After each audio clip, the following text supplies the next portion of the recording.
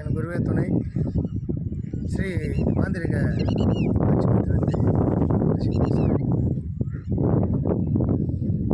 இதில் மாந்திரிக துறையில் வந்து வெறும் வந்து ஒரு எந்திரத்தை எழுது அதில் அஷ்டகர்மத்தை பண்ணுறதும் இல்லை வந்து ஒரு தெய்வசக்தி வசியம் பண்ணுறதும் மட்டும் மாந்திரிகத்தில் முக்கியம் கிடையாது. இதில் எது வந்து ஒரு முக்கியமான செயலில் இருக்கான்னு சொன்னால், இறந்து போன ஆத்மாவை அழைச்சி அந்த ஆத்மா கூட பேசணும். அது எப்படி பேசுகிறேன்னா, அந்த ஆத்மா வந்து அது எதுக்காக இறந்தது, இறக்குறப்போ என்ன எண்ணத்தில் இறந்தது, அதுக்கு என்ன எண்ணங்கள் வந்து செய்யணும்னு நினச்சிருந்தது எல்லாமே சொல்லணும். அப்படி பயிற்சி பண்ணணும். இந்த மாதிரி பயிற்சி தான் மாந்திரிக துறையில் அற்புதமான பயிற்சி, ரொம்ப ரொம்ப அரிதான பயிற்சி. இந்த மாதிரி பயிற்சி வந்து எல்லாருக்கும் வந்து அமையாது. குருமார்க்கு தொடர்பு வந்து குருமார்க்கு கூட இருந்து கற்றுக் கொடுத்தா மட்டும்தான் அந்த பயிற்சி செய்ய முடியும். என்னென்னா, இறந்து போனவங்க ஆத்மா வந்து சாதாரணமாக நினச்சிடாதீங்க. அது வந்து தெய்வத்தோட சமானம்.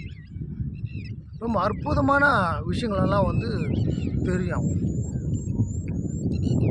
ஏன்னா மனிதன் குலத்தில் வந்து வாலியாக வம்சாவளியாக அப்பா, தாத்தா, பாட்டனார், முப்பாட்டனார், அதுக்கு முன்னாடி இருக்கிறவங்க அப்படி வந்து வம்சாவளியாக ஆத்மாங்கள் உண்டு. இந்த ஆத்மா வழியாக எப்படியெல்லாம் வந்து தொடர்பு கொள்ள அவங்க கூட பேசணும்.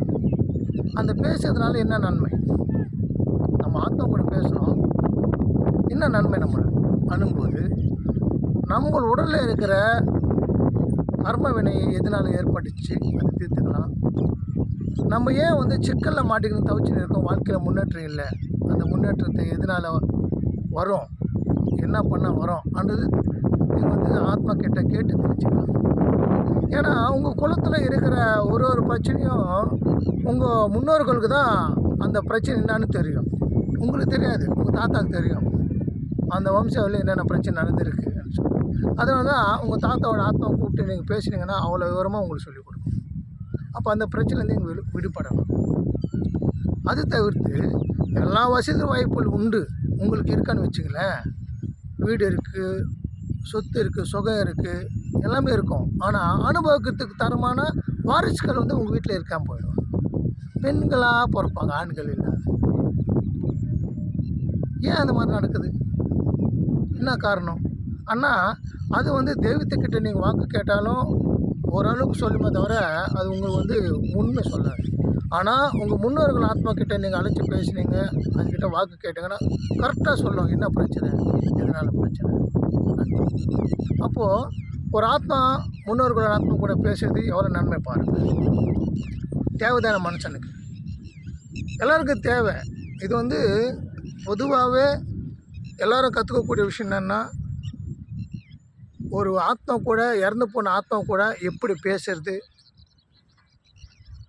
நம்ம கஷ்டத்தையோ நம்ம தெரிஞ்சுக்கூடிய என்ன தெரிஞ்சுக்கணும் விருப்பப்படுறோமோ அந்த ஆத்மா கூட எப்படி கேட்டு தெரிஞ்சுக்கிறது.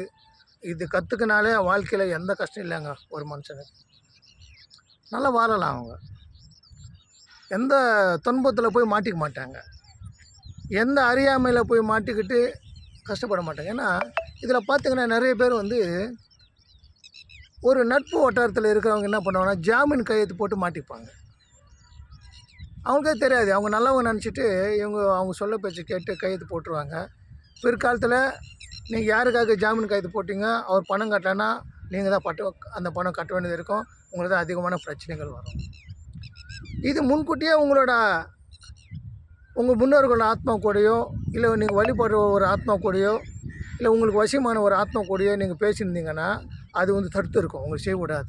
அந்த ஆத்மா முன்கூட்டி எச்சரிக்கை பண்ணியிருக்கோம், இது பின்னால் உனக்கு பிரச்சனை வரும், அவன் உன்னை ஏமாத்துறான், அவன் பணம் கட்ட மாட்டான், அந்த பணம் நீ தான் கட்ட வேண்டியது வரும்னு உனக்கு சொல்லும். எவ்வளோ பேர் பெனிஃபிட் பாருங்கள் உங்களுக்கு. ஒரு ஆத்மா கூட வந்து நீங்கள் பேச கற்றுக்கிட்டீங்க, அந்த பயிற்சியை வந்து நீங்கள் எடுத்துருந்தீங்கன்னா உங்களை அதுலேருந்து காப்பாற்றிருக்கோம், சிக்கலை போய் மாட்டியிருக்க முடியாது. இல்லை நிறைய பேர் வந்து ஒரு திருமண வாழ்க்கையில் வந்து போய் மாட்டிக்கிறாங்க. அதாவது சில பேர் வாழ்க்கை நல்லா இருக்குது, பல பேர் வாழ்க்கை வந்து கெட்டு போயிடுச்சு. காரணம் என்னென்னா மனம் பொறுத்து இருக்காது. ஒருத்தர் வந்து உங்களுக்கு பிடிச்சது அவங்களுக்கு பிடிச்சது, மனைவிக்கு பிடிச்சது புருஷனுக்கு பிடிக்காது. அப்படி மாற்றி மாற்றி பிரச்சனைக்கு போயினே இருக்கும். அப்போது நிறைய டைவர்ஸ் ஏன் நடக்குது?